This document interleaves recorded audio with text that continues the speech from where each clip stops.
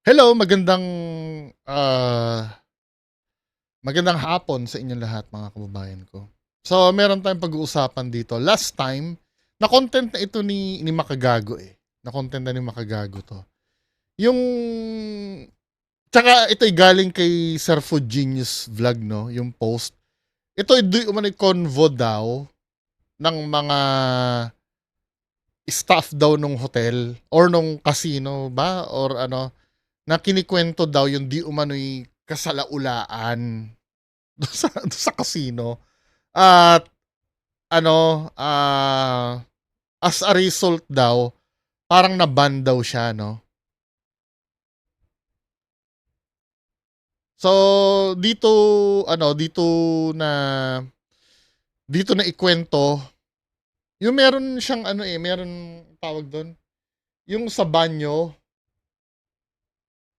ito, nagmarka sa akin to, yung, tapos balahura po siya, gumamit ng CR, ng lilimahid, tapos yung mga tae po, pinupunas niya sa gilid-gilid daw. Nung una, skeptical ako dito sa post na to. 'Di ba? Nag-skeptical, hindi ba mamaya, 'di ba hindi naman natin alam pinaglalaruan lang ba si Food Genius nung pinasahan itong ano, parang unrealistic kasi siya eh, lalo na dito sa part na to eh. Na balahura doon sa CR, tapos nanlilimahid, tapos yung mga tae po pinupunas niya sa gilid-gilid. Parang ang baboy naman nun, men. 'Di ba? Parang ang baboy niya. Pero sa di malamang dahilan, may nag-post naman na itong si Sir... Ito si Sir, anong name nito? Sir Puto Mendoza. Si Puto Mendoza, mayroon siyang bina-blind item eh, na sa lahulang player doon sa casino. Chinek ko ito, yung mga contents niya. May mga kinalaman sa casino. Hindi ko siya kilala. Ano ba siya? Dealer ba siya doon? Or I have no idea kung sino to si Sir Puto Mendoza. 'Di ba? So kung titingnan mo yung mga post ni Sir Puto Mendoza, katulad nito, no? Big time Pinay sa casino. Puro tungkol sa casino, hindi lang naman siya specific kay do sa kung sino man yung iniisip nyo, 'di ba? Katulad dito, Kuya Troy story, mga story siya sa casino, meron din naman yung kay pinakamalaking sugal ng Pinas daw. Tungkol sa sugal, 'di ba? Ito na content niya si FLM once. Pero yun lang, ito lang talaga ang content niya kay FLM. Pero nagkataon kasi na meron siyang isang post na nagma-match dun sa screenshot na binigay ni Food Genius na di umano daw si FLM daw yung tinutukoy. Panoorin natin ito. Guys, meron po nagtatanong kay Kuya Puto. Kuya Puto, ano po yung pinakadugyot na asal na nakita ninyo sa player na talunan? Let me share this story with you. So dati po, meron po kaming VIP player, Blackjack. Madalas pong maglaro, malaki patalo, kaya lang laging galit. As in, laging galit. Kahit nananalo, galit pa rin eh. So, madaling araw no, nagtatrabaho ako. Talunan siya. I think he was down maybe $45,000 to $50,000 that night, right? Laki, no? Medyo mainit ang ulo yata, as usual, right? So, he went to the bathroom. Nag-break muna siya. After about 20 minutes, bumalik. Tapos, kinuha lahat ng chips niya. Tapos, umuwi. Nagmamadali. Not too long after that, naka-receive po ako ng phone call from EVS, Environmental Services. Sila po yung naglilinis ng mga kubeta, ng mga carpets, like maintenance. Okay? And nagrereklamo po yung isang katrabaho namin sa EVS. Sabi, merong tao dito, nagkalat doon sa bathroom. Ginawa niya, nagdumi siya, tapos pinunas all over the walls. So, nagmamatch ito dun sa sinasabi nung pero hindi niya naman sinasabi na si FLM yun. 'Di ba? Hindi naman sinasabi ni Sir. Kaya lang, nabasa ko yung comments at ang dami din nagtatag sa akin na si FLM yung tinuturo. Ayan 'Di ba? Siya yung ini-speculate pero hindi naman siya kinokontra nung ano, hindi siya kinokontra nung nag-post, 'di ba? Sabi nga for interview na daw makagago, 'di ba?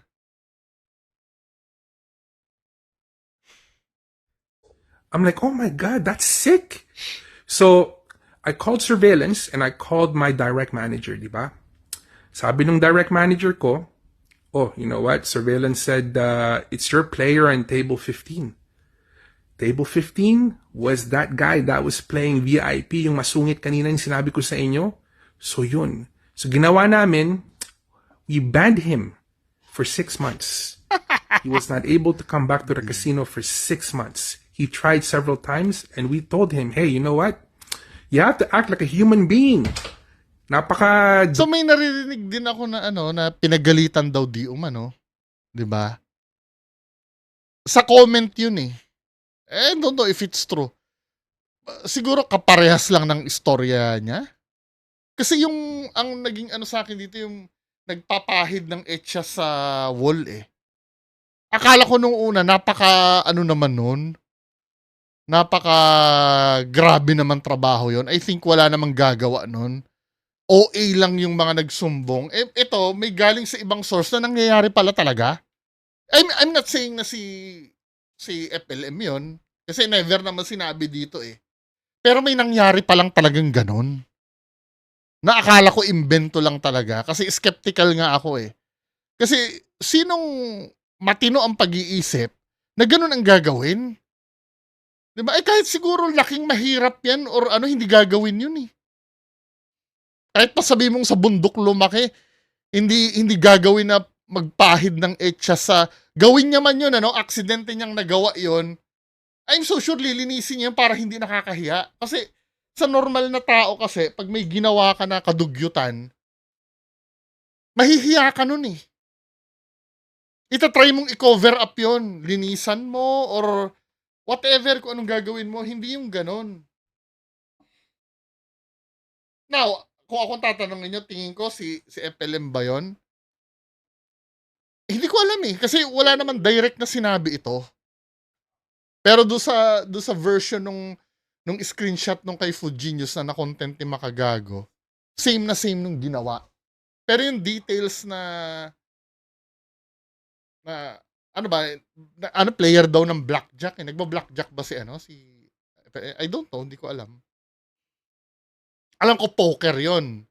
Kasi parang napanood ko kay Nico David before. May mga kilala siya nagpo-poker na kilala daw talaga sa FLM.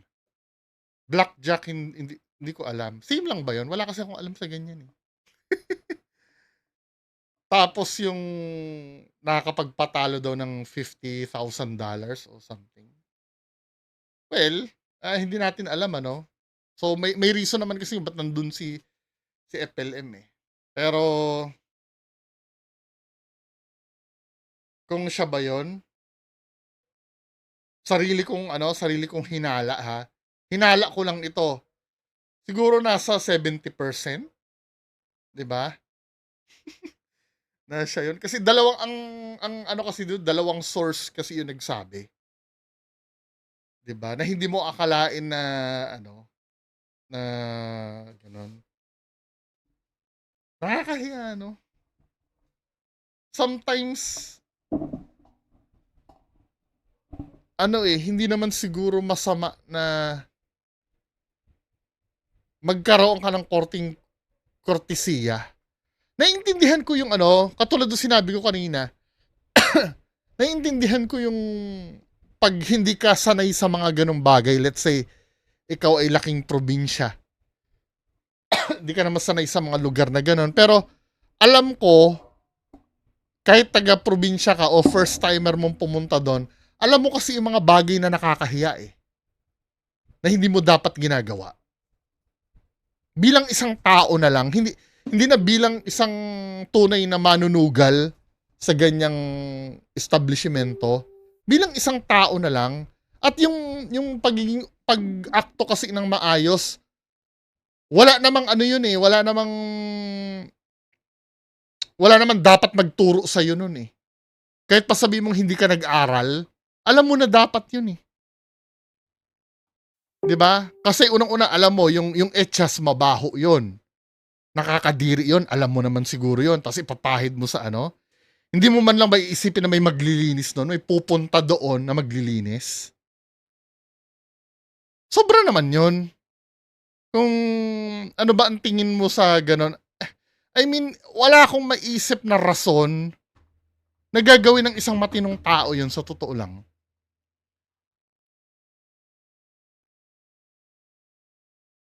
Yung pagmumura, okay lang yung pagmumura eh. Kasi ako minsan nagmumura din ako eh. Pero yung pagdating sa mga ganun, men, ano ba? Diba? Patunay lang talaga na wala kang pakialam sa kapwa mo. Ako, di ba, aminado, masama din naman ang ugali ko. Pero alam ko yung ganun eh. Yung let's say, halimbawa, kahit sa public toilet, iihi ako, alam ko mag-flush eh.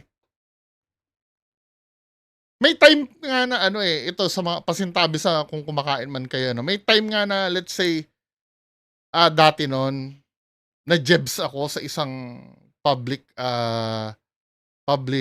toilet. Eh, walang tubig na pang flush. Talagang hinanapan ko pa ng ano eh. Hinanapan ko pa talaga ng paraan para ma-flush ko yun. Dahil alam ko nakakahiya yun pagka naiwan kong hindi finlash yun. Nakakahiya yun. Naiwanan mo ng ganun. Para bang nakatatak na sa akin na tangina mamaya may pumuntang iba dito, hindi ba ano, mandiri yon dahil iniwan kong ganito. Kahit pa sabihin mo pa na hindi niya na malalaman na ikaw yung huling gumamit dahil public nga, 'di ba? May isip mo pa rin 'yun eh kasi ang iisip paano kung ako yung nakasunod doon, 'di ba? Basic 'yun eh. At paano nangyari 'yun? Hindi, wait lang ha. Paano nangyari na pinahid sa hinawakan niya tapos pinahid niya? Di ba may mga toilet paper naman doon? May mga tissue naman doon na gagamitin? Or minsan may bidet pa nga eh. Ano yung hahawakan mo? Tapos, I mean, paano yun? Paano nangyari yun? Ano ba?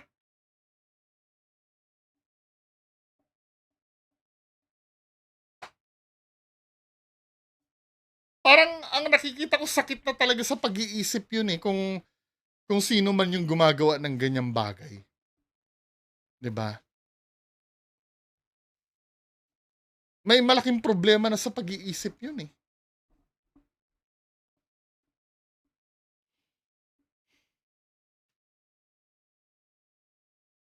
I'm so sure, imposible namang walang available na toilet paper doon. Eh, high-end na ano yun. Na establishment. Nakakahiya naman siguro sa mga parokyano nun.